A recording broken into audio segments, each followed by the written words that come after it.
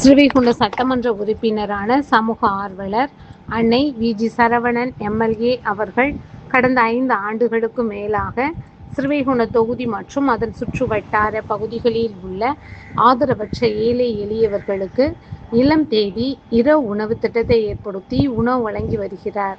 இந்நிலையில் தமிழக வெற்றிக் கழகத்தின் ஐம்பெரும் கொள்கை தலைவர்களுள் ஒருவரான சமூக ஆர்வலர் அஞ்சலையம்மாளை கொள்கை தலைவராக அறிவித்ததன் ஏற்பால் தமிழக வெற்றிக் கழகத்துடன் இணைந்து தமிழகத்தின் நிரந்தர முதல்வர் திரு சி. ஜோசப் விஜய் அவர்களின் ஆசியுடன் கழக பொதுச் செயலாளர் அண்ணன் புசியன் ஆனந்த் அவர்களின் வழிகாட்டுதலின்படியும் மதிய உணவு மற்றும் இரவு உணவு திட்டத்தை ஏற்படுத்தி உணவு வழங்கி வருகின்றார்.